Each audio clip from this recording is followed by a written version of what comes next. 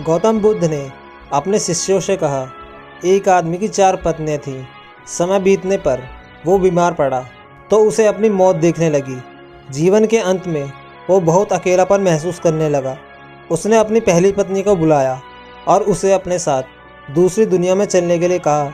व्यक्ति ने कहा, मेरी प्रिय पत्नी, मैंने तुम्हें सबसे ज़्यादा प्रेम किया, हमेशा तुम्हारा ख्याल रखा। अब मैं मरने वाला हूँ, तो क्या तुम मेरे साथ वहाँ चलोगी जहाँ मैं मृत्यु के बाद जाऊँ? पहली पत्नी का जवाब। उसने जवाब दिया, मेरे प्यारे पति, मुझे पता है कि आप हमेशा मुझसे प्यार करते थे और जब आपका अंत करीब है, ऐसे में अब आपसे अलग होने का समय आ गया है। अलविदा मेरे प्रिय। दूसरी पत्नी का जवाब। इसके बाद उसने अपनी दूसरी पत्नी को बुलाया और मौत के बाद के सफ़र पर साथ चलने की विनती की तो दूसरी पत्नी ने जवाब दिया, प्रिय पति, आपकी पहली पत्नी ने आपकी मृत्यु के बाद आपके साथ देने से इनकार कर दिया, तो फिर मैं भला आपके साथ कैसे जा सकती हूँ? आपने तो मुझे केवल अपने स्वार्थ के लिए प्यार किया है। तीसरी पत्नी का जवाब। मृत्यु शैया पर लेटे हुए शख्स ने अपनी तीसरी पत्नी को बुलाया और उससे भी वही सवाल पूछा। तीसरी पत्नी ने आंखों में आंसू भरकर उत्तर दिया, मेरे प्रिय, मुझे आप पर दया आ रही है और अपने लिए दुख हो रहा है, इसलिए मैं अंतिम संस्कार तक आपके साथ रहूँगी, आगे नहीं जा सकूँगी। चौथी पत्नी का जवाब। उसकी चौथी पत्नी, जिसकी उसने ज़्यादा परवाह नहीं की थी, चौथी पत्नी के साथ उसने हमेशा दासी जैसा बर्ताव किया था और हमेशा उसे फटकार लगाई थी। पुरुष ने सोचा कि अगर वो उससे अंतिम सफ़र पर साथ चलने को कहेगा तो वो पक्का मना कर देगी। हालांकि वो डरा था और अकेलापन महसूस कर रहा था कि उसने अपनी चौथी पत्नी से भी दूसरी दुनिया में साथ चलने की गुजारिश की। चौथी पत्नी ने कहा, मेरे प्यारे पति, मैं तुम्हारे साथ जाऊंगी, कुछ भी हो, मैं हमेशा आपके साथ रहने के लिए दृढ़ संकल्पित हूँ। मैं आपसे कभी अलग नहीं हो सकती। यह कहानी है एक आदमी और उसकी 4 पत्नियों की। इन 4 पत्नियों का क्या मतलब है? गौतम बुद्ध ने अपनी कहानी समाप्त करते हुए कहा, प्रत्येक पुरुष और महिला की 4 पत्नियां या पति होते हैं और हर एक का खास मतलब होता है। पहली पत्नी या साथी हमारा शरीर होता है, जिसे हम दिन रात प्यार करते हैं।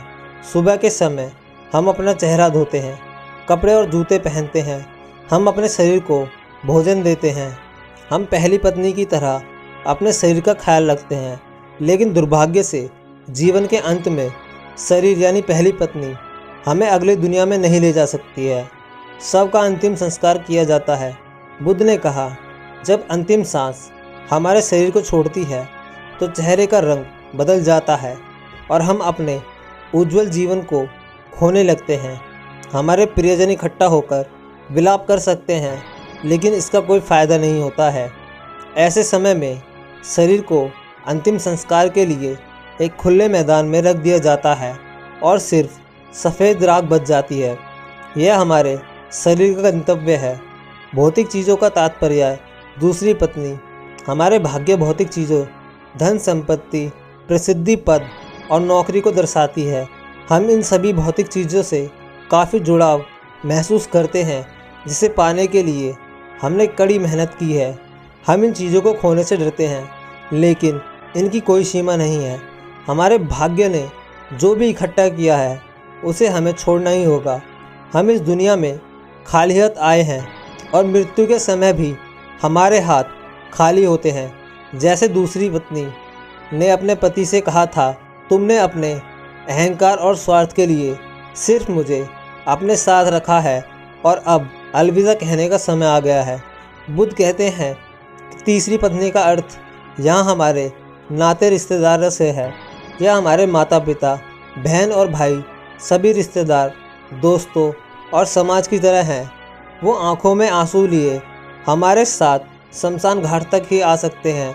वो हमारे लिए दुखी और उदास रहते हैं, इसीलिए हम अपने शरीर, भाग्य और समाज पर निर्भर नहीं रह सकते। हम अकेले आते हैं, अकेले ही इस दुनिया से जाते हैं। मृत्यु के बाद कोई हमारा साथ नहीं दे सकता। चौथी पत्नी का क्या मतलब है? बुद्ध ने कहा, चौथी पत्नी हमारा मन यह चेतना है।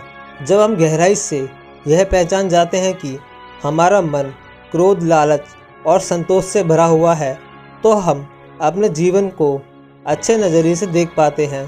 क्रोध, लोभ और संतोष कर्म के नियम हैं। हम अपने कर्म से कभी पीछा नहीं छुड़ा सकते हैं। जैसा कि चौथी पत्नी ने अपने मरते हुए पति से कहा था, तुम जहाँ भी जाओगे मैं तुम्हारे पीछे चलूँगी। ऐसी ही कहानी देखने के लिए वीडियो को लाइक करें और चैनल को सब्सक्राइब करें।